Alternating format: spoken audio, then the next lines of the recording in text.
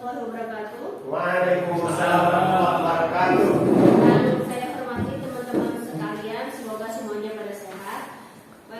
Baiklah, pada kesempatan ini kami akan mempresentasikan tugas kami kelompok 3 terkait dengan studi naskah bahasa Arab.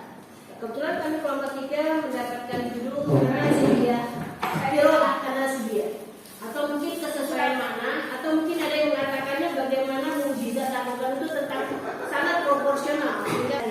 Oleh karena itu kami akan mencoba proporsional. Bukan, Itu kalau ngajar nusul itu kadang di halaman, kayak ada di musola, kan tahu banyak, maksudnya nggak kabur asal iya, sumpah. Anggotanya. Tapi di sini bertiga sebagai pada dasarnya hanya bagian menghalokati dan menerjemahkan Bustia Sunarti. Teksnya itu bahasa dulu nanti ya. Iya. Menerjemahkan Bustia Sunarti. Makanya dosen. Jadi kami Kenapa sedikit ya Mas? Kami diskusi masalah apa ya? Sesuatu setia sama. Saya hanya menanyakan slide karena teman-teman sudah S3 sudah bisa baca sendiri slide. Inilah slide kami. Sebenarnya buat slide ini adalah Karina. Yang bikin makalah juga Karina. Tanasubiyah. Jadi kitab Tanasubul Bayan fil Quran itu dia membagi tanasubul itu menjadi dua, ada tanasubul lafzi, ada tanasubul maknawi. Nah, ini direkam jadi agak serius ngomongnya. Lagi teman-teman yang kira-kira tadi belum tune in. Lagi. Jadi qiraat tanasubiyah itu kalau di Indonesia kan bisa jadi penyesuaian bacaan dalam Al-Quran, atau juga bisa dipahami sebagai bahwa mukjizat Al-Quran, bahwa dia menyusun ayat-ayat itu secara profesional. Jadi pertama, gimana muncul ide tentang pembacaan tanasubiyah itu bisa juga didasarkan, dicontohkan dengan surat Az-Zumar ayat 23, berhubung banyak hafizul baca sendiri dan kami baca sendiri. Yang mana pada surat Az-Zumar ayat 23 ini, di situ disebutkan Al-Quran itu diturunkan yang serupa ayat-ayatnya jadi berulang-ulang. Jadi dalam kajian tafsir yang serupa atau mutasyabihat ini berarti ada sinonim, ada kesamaan antara satu ayat dengan ayat yang lain. APUD itu kayak. Nah, ketika dia bicara tentang mutasyabihat dan mathani, di samping dia juga ada keserupaan mana antara ayat satu dengan ayat yang lain, mungkin teksnya berbeda, tapi juga ada juga namanya menyebutkan pasangan yang berulang-ulang. Misalnya ketika as-samawat dengan al-ard itu sering juga berulang-ulang, yang mana itu adalah berpasang-pasangan.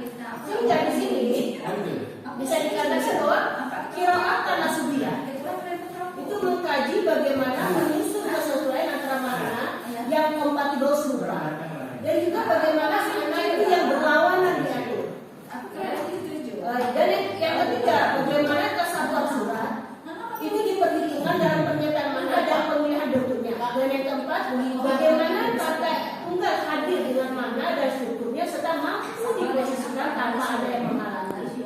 Sehingga tujuan daripada qiraat tanasubiyah ini bisa dikatakan adalah penyesuaian antara pelafalan, bentuk, dan penyebutannya dalam Al-Quran sehingga menjadikan pendengar artikan nikmat. Nah, misalnya kita contoh surat Al-Qari'ah, Al-Qari'ah. Nah, itu kan ada di akhirnya gitu. Padahal itu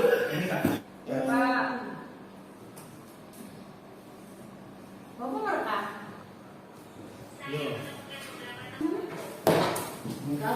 Kalau yang biasa juga. Mungkin teman-teman kalau ada pertanyaan silakan. Tanasubiyah itu dalam Al-Quran itu disusun sangat indah, sangat proporsional, baik secara lafaznya maupun maknanya. Apapun yang mendengarnya itu merasa nikmat mendengarnya. Ya, saya contohkan tadi Al-Qari'ah, Mal-Qari'ah, wa ma adraka mal-Qari'ah. Belakangnya semua pakai ada proporsional dalam penyusunan lafaz-lafaznya. Saya rasa teman-teman sudah paham ya, nggak perlu lah mau pertanyakan yang sudah tahu.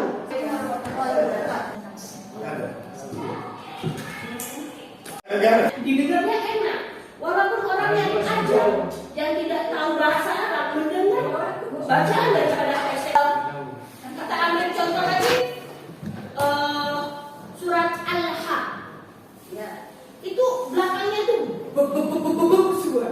Jadi orang yang mendengarnya walaupun tidak mengerti arti daripada Al-Quran, itu merasa nikmat mendengarnya. Ada kesesuaian, ada mana-mana disusun secara proporsional dan ada lafaz-lafaz yang disusun secara proporsional dalam Al-Quran.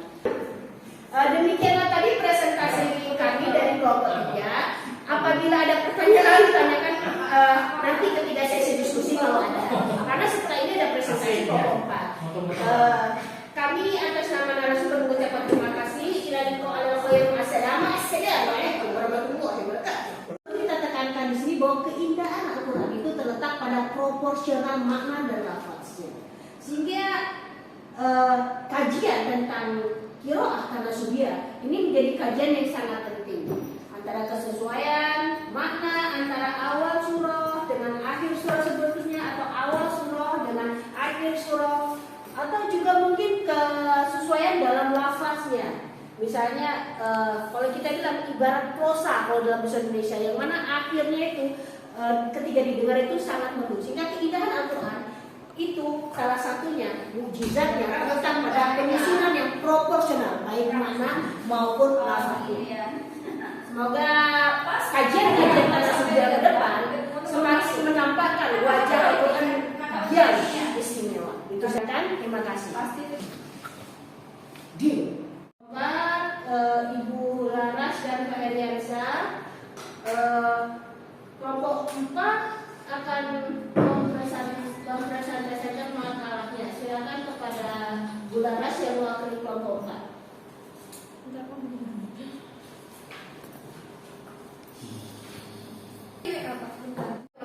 Waalaikumsalam warahmatullahi wabarakatuh.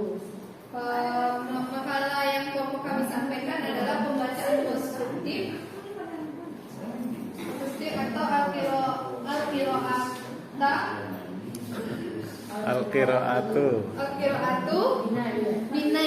Al-Qiraatu Binaya yang artinya pembacaan konstruktif. Nah, secara intisari dengan keseluruhannya adalah pembacaan konstruktif adalah interpretasi universal Al-Quran yang mengembangkan konsep sistematis bacaan Al-Quran dan pemahaman yang tepat yang sesuai dengan apa yang dikatakan dalam teks tersebut. Nah,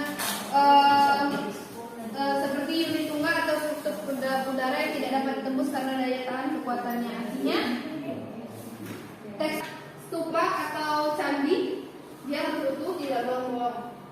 Ibarat pohon, dari kesatuan struktural ini tidak kalah berbahayanya dengan teori sistem kalau seandainya tidak dipelajari secara utuh. Tapi banyak juga teolog yang memperdebatkan tentang kepastian akidahnya. Nah, dalam memahami pembacaan konstruktif ini, terkadang diperlukan memetakan teks-teks tersebut dengan tema. Kita tertolong dengan metode tafsir maudu. Metode tafsir maudu membantu kita dalam mempelajari studi kesesuaian studi membaca konstruktif. Bahasa Arab ini yang konstruktif ini bisa kita gunakan selain dari teks tafsir maudu, kita juga tidak terlepas dari hadis-hadis yang umumnya. Misalnya kalau ada ayat tentang wudhu, kalau ayat tentang wudhu kan tidak dijelaskan apa-apa yang harus kita basuh, kita bersihkan. Tapi kita tahunya ketika dengan hadis. Kemudian juga sudah ada penggolong-golongan dengan tafsir maudu. Demikianlah pemaparan materi dari kelompok 4. Kurang dan lebih mohon respon dari audiens. Kita diskusikan bersama. Teman-teman semuanya. Wow, barang-barang itu pun kopi. Mengapa? Datang ketika